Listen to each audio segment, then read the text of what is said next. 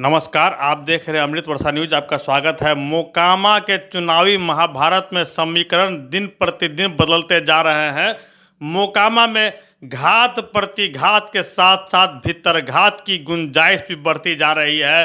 मोकामा विधानसभा के उपचुनाव में एक तरफ जहां बाहुबली पूर्व विधायक अनंत सिंह की पत्नी नीलम देवी बतौर राजद उम्मीदवार महागठबंधन के तरफ से मैदान में है, वहीं सामने से टक्कर दे रही हैं बाहुबली ललन सिंह की पत्नी सोनम देवी, जिन्होंने इस बार भाजपा का दामन थामा है और भाजपा के टिकट पर मैदान में उतरी है।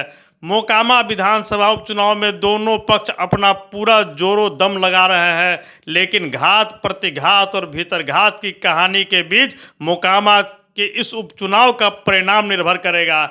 दोनों पक्षों की ओर भीतरघात की संभावनाएं हैं। अगर हम बात करते हैं अनंत सिंह की पत्नी नीलम देवी के खेमे में, तो एक तरफ आज के समय उनके सबसे बड़े शत्रु माने जाने वाले विवेका पहलवान उनका कमान संभाल रहे हैं।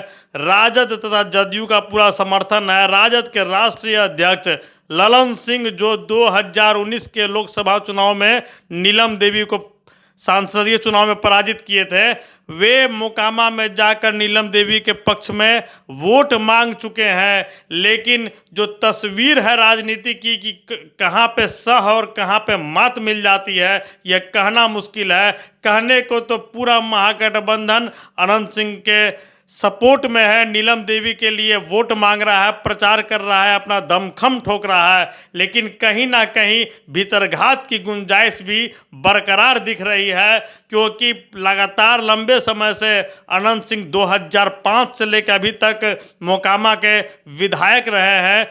2 मामलों में सजा हो गई, जिस वजह से उनकी विधायकी चली गई और उपचुनाव हो रहा है जहां उनकी पत्नी इस सीट से लड़ रही है। तो ऐसे में अनंत सिंह के अपने कुनबे में, अनंत सिंह के अपने टीम में कुछ लोग ऐसे हैं जो भीतरघात कर सकते हैं और भीतरघात की संभावनाएं दोनों तरफ है। यह हम पहले ही बता चुके हैं कि सामने भाजपा की तरफ भाजपा की जो उम्मीदवार है सोनम देवी, बाहुबली ललन सिंह की पत्नी, उस खेमे में भी भीतरघात की संभावनाएं बरकरार है। 2015 की चुनावी तस्वीर को अगर देखी जाए तो बहुत कुछ सिनेरियो आपको क्लियर होता दिख जाएगा कि भीतरघात की गुंजाइश कहां से है। लेकिन सवाल यह बड़ा है कि भीतरघात कौन करेगा। तो अभी तक इस पूरी तस्वीर में किसी का चेहरा उभर कर, इस मानचित्र में किसी का चेहरा उभर कर तो सामने नहीं आया है, लेकिन जो कयासे लग रहे हैं, जो ग्राउंड रिपोर्ट मिल रही है, उसके अनुसार कि दोनों पक्ष अनंत सिंह और ललन सिंह,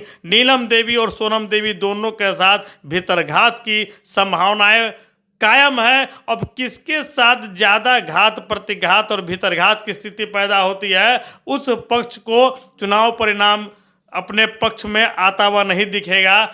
निस्संदेह दोनों पक्ष बहुत मेहनत कर रहे हैं, लेकिन एक अहम सवाल है यहाँ कि दोनों पक्षों में भीतरघातियों की संख्या कितनी है। क्योंकि जब तक चुनाव में खेमों में भीतरघात नहीं होते हैं, चुनाव के समीकरण बहुत प्रभावित नहीं होते हैं। तो जहाँ तक बाढ़ और मोकामा के कई हिस्से हैं जहां पे अनंत सिंह के चाहने वालों की तादाद बहुत ज़्यादा है, वहीं कुछ ऐसे तत्व भी देखे जा रहे हैं जो अनंत सिंह के साथ हैं मगर साथ नहीं भी हैं। और कुछ ऐसा ही नज़ारा सोनम देवी और उनके पति ललन सिंह के खेमे में दिख रहा है। मोकामा नगर पालिका के एक मुश्त वोटों को प्राप्त करने की दावा करने वाली सोनम देवी को मोकामा के अंदर ही भीतरघात की संभावना है।